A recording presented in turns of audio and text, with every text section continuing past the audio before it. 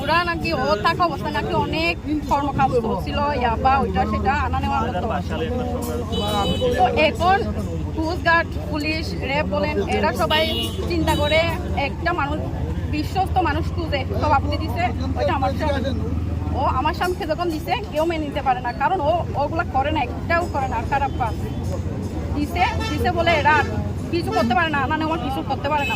আমার দাবি হচ্ছে একটাই, নির্দোষ আমার স্বামী হোক আমার কেউ যাই হোক, নির্দোষ ব্যক্তিকে শাস্তি দেওয়া হবে।